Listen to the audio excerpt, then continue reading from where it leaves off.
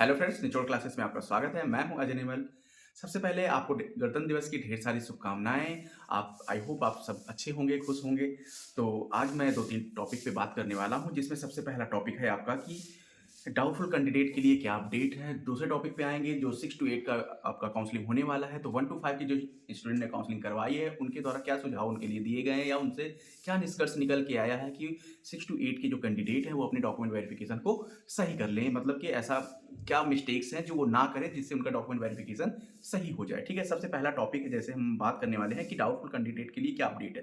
देखिए, डाउटफुल जो कैंडिडेट्स जिनको डाउटफुल में डाल दिया गया है काउंसलिंग के बाद, उनके लिए क्या अपडेट्स हैं। तो उनके लिए बीपीएससी टीआई 3 का अपडेट्स जो निकल के आता है, सबसे पहला है कि जिन्हें भी डाउटफुल कैटेगरी में डॉक्यूमेंट ब्लर होने, गलत डॉक्यूमेंट अपलोड होने या अन्य किसी मानवीय भूल के कारण रखा गया है, वे निश्चिंत रहें, किसी के बहकावे में ना आए, चिंतित ना हो। उनको दोबारा से जब पोर्टल खुलेगा तो उनको डॉक्यूमेंट अपलोड का मौका मिलेगा और वो दोबारा से काउंसलिंग करवा पाएंगे।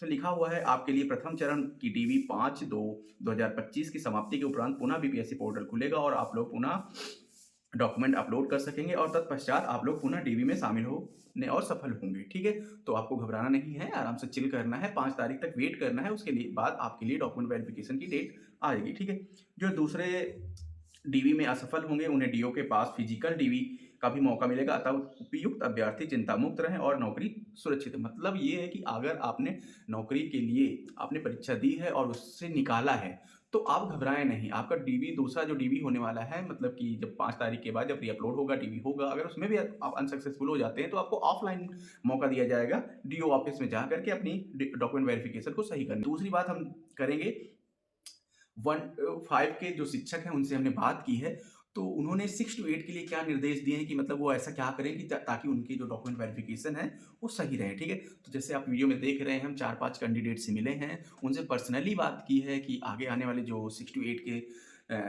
अध्यापक हैं, भावी अध्यापक या उससे टीजीटी पीजीटी के अध्यापक हैं, उनको क्या हेल्प हो सकती है।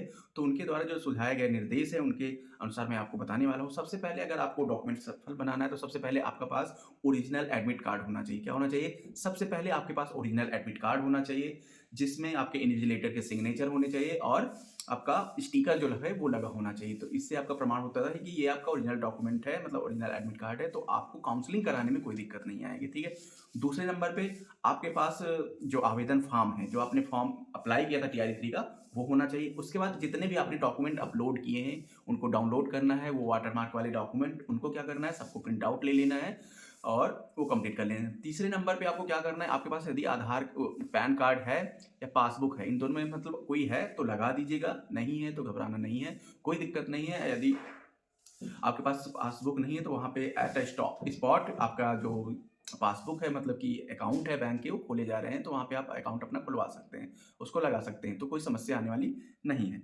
अब बात करते हैं कि जैसे मतलब किन कैंडिडेट के जो की डॉक्यूमेंट वेरिफिकेशन फेल हुए हैं, या कहें कि फेल नहीं कह सकते, डाउटफुल में रखा गया है। सबसे पहले उनके क्या क्या कारण थे, तो उन चीज़ों को आपको ध्यान रखना है कि ये गलतियां आप करके ना जाए। सबसे पहला आपका क्या था कि जिनके एडमिट कार्ड खो गए थे, जैसे बहुत सारे बच्चे ऐसे जिनका एडमिट कार्ड खो गया था, तो उनके लिए क्या निर्देश है। तो सबसे पहले उनके लिए जो निर्देश है कि वो अपना पीडीएफ से एडमिट कार्ड को डाउनलोड कर लें, मतलब प्रिंट कर लें और एक एफिडेविट बनवा लें, जिसपे आपको फर्स्ट क्लास मैजिस्ट्रेट के सिग्नेचर होने चाहिए, ताकि आप काउंसलिंग में बैठ सकें। क्योंकि बहुत सारे जिलों से ये निर्देश आया, मतलब बहुत सारे जिलों में ये देखा गया है कि अगर आपके पास फर्स्ट क्लास मजिस्ट्रेट के लेवल का आपके पास सिग्नेचर नहीं है, आपका एडमिट कार्ड खो गया है, तो फिर आपको सीधे सीधे काउंसलिंग में बैठने ही नहीं दिया जा रहा है, आपको वहीं से वापस भेज दिया जा रहा है। तो सबसे पहली कंडीशन ये है कि यदि आपका एडमिट कार्ड खो गया है तो आपको फर्स्ट क्लास मजिस्ट्रेट का सिग्नेचर मुहर वाला एफिडेविट चाहिए। दूसरा, अगर किसी का सिग्नेचर मिस हुआ है और या स्टिकर मिस हुआ है, तो उसके लिए भी सेम निर्देश है कि आपको फर्स्ट क्लास मजिस्ट्रेट का सिग्नेचर ले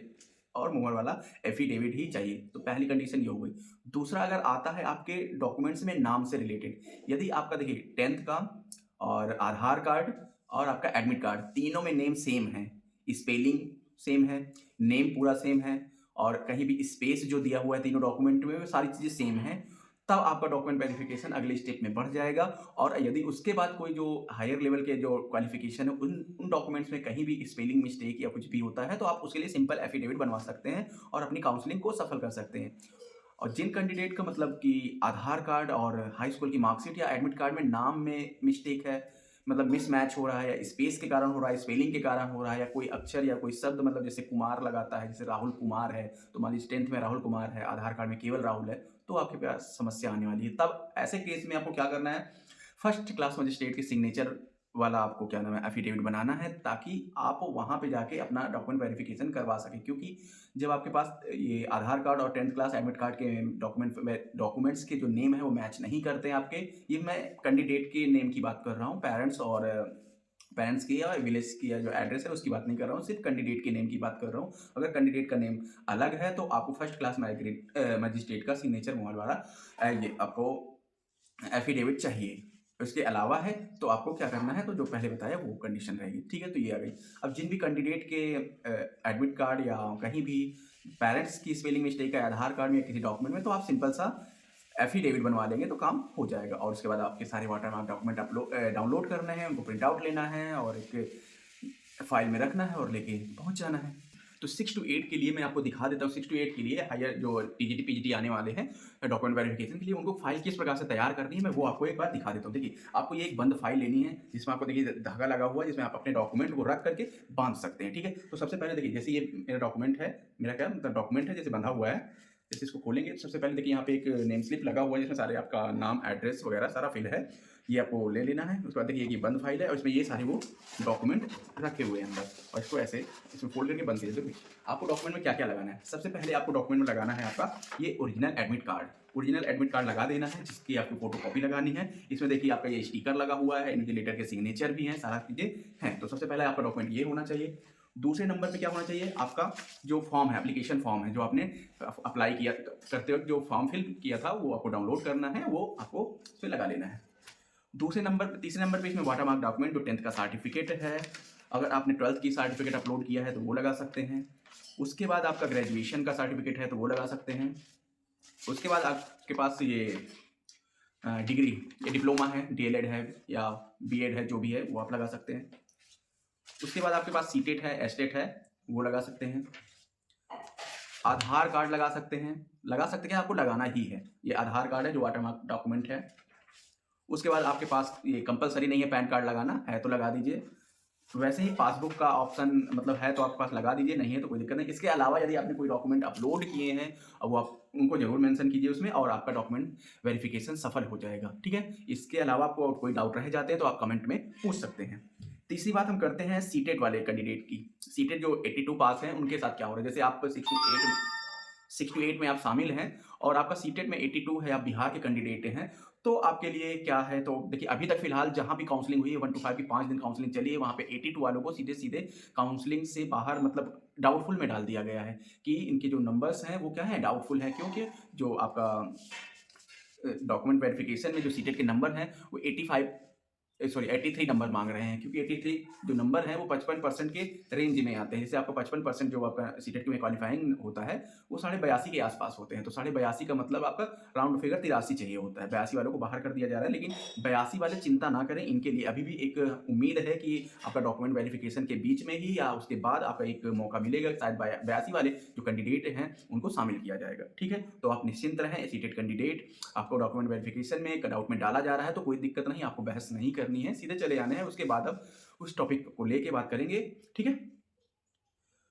तो अगला है कि सीटेट जो आपका ये सॉरी डीवी में दिक्कत क्यों आ रही है, तो डीवी में डॉक्यूमेंट वेरिफिकेशन में सारी चीज़ें यही दिक्कत आ रही है कि यदि आपका एडमिट कार्ड खो गया है, कहीं आपके नाम में स्पेलिंग वगैरह मिस्टेक्स हैं, उससे रिलेटेड कौन सा एफिडेविट बनवाना है। एफिडेविट बनवाने जाते हैं आप फर्स्ट क्लास माइग्रेशन का, तो वहाँ पे चक्कर लगाने पड़ते हैं मजिस्ट्रेट के, फिर भी वो मना कर देते हैं कि हम साइन नहीं करेंगे। इससे रिलेटेड बहुत सारी समस्या आ जाती है। जैसे कि एक कैंडिडेट हैं, इन्होंने कहा कि मैं सर